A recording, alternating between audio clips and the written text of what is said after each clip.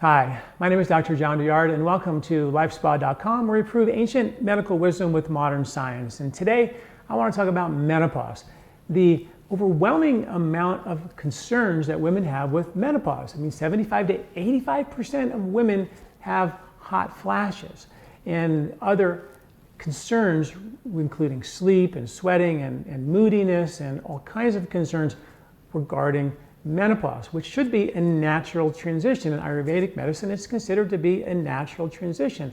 And in the early 2000s, in 1990s, science was really clear that the amount of menopausal and female reproductive concerns, in fact, here in the Western countries, were significantly greater than people in Asia, Japan, and in India. In more recent years, in a more 2016 study, they found that those numbers are starting to equalize, probably because women are becoming more westernized in those countries. So what is it about being westernized that makes menopause concerns such a problem? Well, when I read that study, I was like, this takes me way back to when I was early 90s, when I just came back from India, and I was hosting a lot of Ayurvedic doctors who were traveling around the country doing consultations. And they, on a handful of occasions, sort of lamented about the fact that so many women in America have menopausal concerns or reproductive or type hormonal related issues, which they didn't really seem to see very much of it all in women in India. And after they traveled around, they suggested that one of the reasons might be because women in America seem to just sort of disrespect that cycle. This is a very touchy discussion, but it's something worth talking about because we have Nobel Prize winning science suggesting that circadian medicine is the future of medicine. There'll be doctors specializing in circadian medicine saying that you should go to bed at the right time, eat at the right time, wake up at the right time, and respect the cycles. There's daily cycles, sleep cycles, eating cycles. There's the annual cycles, eating with the seasons, which I talk a ton about. We have our free 3-season diet challenge. You get all the information about what to eat every month for free. But also, there's monthly cycles. And women in the West seem to ignore that. And what they picked up on was that in India, women generally take a rest or dial down their activity during their cycle days. Where here, that doesn't seem to happen. Women tend to work just as hard during their cycle as they did when they didn't have their cycle. And in Ayurvedic medicine, this is kind of described by this two energies, prana energy, which goes up to do the activity, and apana energy, which goes down to support reproduction, elimination, and menstruation. And when you're trying to have this downward energy and you're going up with activity and exercise and running marathons, then you're going to deplete the reserve in the lower pelvis. And if that's the case over a long period of time, it can create a compromise in menopausal or menstrual health. There's good science supporting that stress, psychological stress, physical stress, any type of stress can impact the flow of menses. And I've written an article associated with this video where I cite that science. So the idea that stress and excessive stress during the cycle is just an Ayurvedic concept. It isn't. It is tied now to circadian medicine, and it's definitely tied to good science suggesting that women of all ages that seem to push really hard and during their menstrual cycle can create real problems, including mineral deficiencies, osteoporosis, hormonal imbalances, and a host of things. And you can read the science to back that up. I think it's pretty compelling. But more importantly, I think, and this sometimes, and I remember I gave a lecture on this 25 years ago or something, and it didn't go over very well because women sort of got the message that I was saying that women are somehow less capable and less productive and can't handle it or are not as good as men. And I really believe that it's absolutely the contrary. What women do in our culture with moms and social organizers are the glue that holds families together. They work, they make money, they cook, they clean, they do everything. It's overwhelming. Men just go get a job and make a little money. It's not even fair, the difference of what women do in this culture than what men do. And to say that this is suggesting that they're less, I think it's completely the opposite. The reality is that when women have a monthly connection, they live longer, science shows, because they detoxify once a month where men don't get that chance. Get rid of extra iron that I've written a lot about. But more importantly, it's not just a detox and a rejuvenation and a reset physically.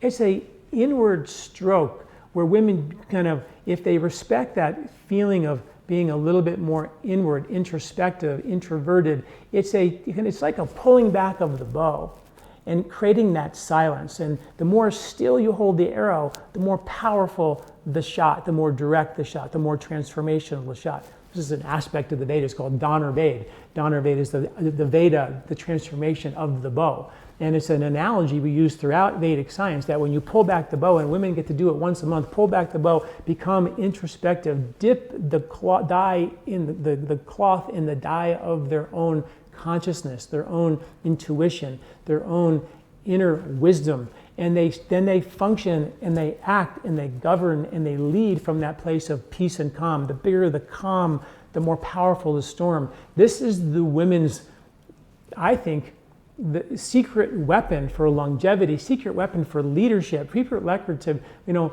lead from a place of peace and calm versus how men lead, which we're sort of watching that today, not go so well, pumping their chest, where women, I really do believe, lead from the heart, and this connection to the cycle from a traditional sense, and now with circadian medicine to back it up, is something that women can look at as an opportunity to kind of reconnect. And what Ayurvedic doctors saw was this lack of that, taking some time, scheduling around the cycle, not scheduling extra work or longer marathons or extra exercise. Just dial it down during that time. And if you're having menopausal concerns now, boy, let's pay it forward. And since we now know circadian medicine is a thing, a Nobel Prize winning thing, that we should maybe think about that cycle, that lunar cycle, which is a very, very measurable thing now, that women could maybe tell our younger daughters and younger women how to grow up with some kind of respect for that cycle, as opposed to just sort of doing everything we can to just simply ignore it. I hope I haven't offended anyone with this discussion, because it is a delicate area, but I truly from my heart believe this is something that may avert the danger that a lot of women have problems with down the road. Stress impacts lymphatic flow drains reproduction.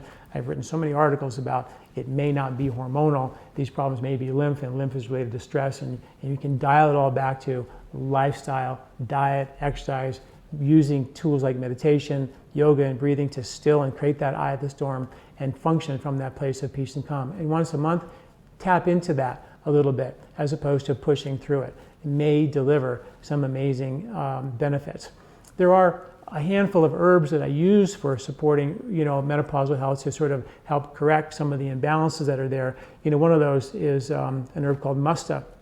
In Ayurvedic medicine, when we have hot flashes and these things, just because the toxins from the reproductive system, remember your ovaries are sort of retiring, they're creating a new factory for making hormones in Mexico, and they haven't quite figured out how to do that yet. So it's your liver and your skin trying to figure it out. Ovaries are kind of checking out. So there's a lot of stress on the liver to make these hormones, and a lot of the toxins are defaulted to the liver, particularly when the lymph has been congested, which is the first line of menstrual detoxification defense. When that gets boggy and you swell and bloat and get breast tender around your cycle, the liver becomes sort of the next detox system in line, and that can heat up the liver. And herbs like Cyperus rotundus or musta in Ayurveda, one of my favorite herbs for helping to support regular and supporting healthy menopausal health, but also to help support the liver's ability to detoxify.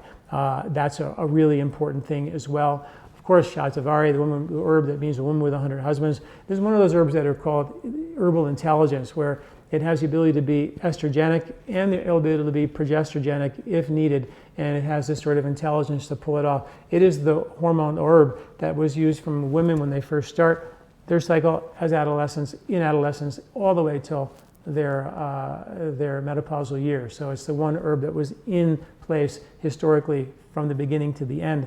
Very, very important. Another herb called Vidari. Vidari is an herb that, again, has been used to support menstrual health for women. The biggest issue in women's health, or the holy grail these days, is progesterone. Progesterone is the one hormone that directly converts into cortisol. So if you're under a lot of stress, your body will go, your adrenals will go like, I need to make more cortisol. I don't have enough I can't just keep making all this cortisol stress to fight all this stress and do all this stuff that she wants to do. So the body will go to the hormones, the reproductive system, and there's testosterone and progesterone and estrogen. It'll pull the progesterone and actually begin to make more cortisol from that, leaving you with a higher unopposed estrogen, where the body perceives that as higher estrogen, which can cause weight gain and hormonal, mental, emotional kinds of concerns, which are also linked to menopause, if you're following me.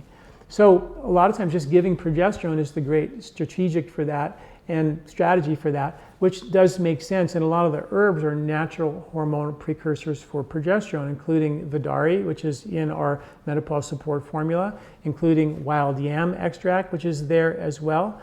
Chase tree berry, another hormonal precursor for progesterone, but also a hormonal harmonizer as well, is there. All these play a role. Black cohosh has been shown to be more serotonin supportive as opposed to estrogenic. So it really actually works by really supporting the ability to handle that menopausal stress. And then of course the final herb, which is called ashok.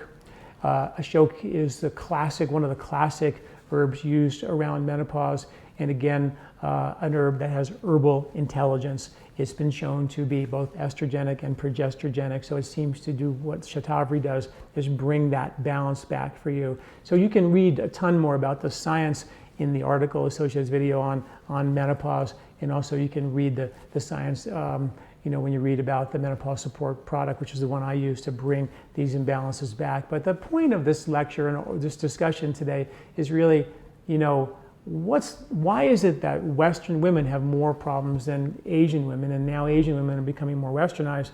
Is that the cause? And what did they used to do that they're not doing? And one of those things is just, taking on more, because I think the women's physiology has the ability to pull that off. That's the culture we're going to. More is better. Push, push, push, accomplish more, do more. But the idea in Ayurveda is to do more, but with less effort. Create the eye of the storm and function and hail from that place, because the bigger the eye, the more powerful the winds, the more productive we can be.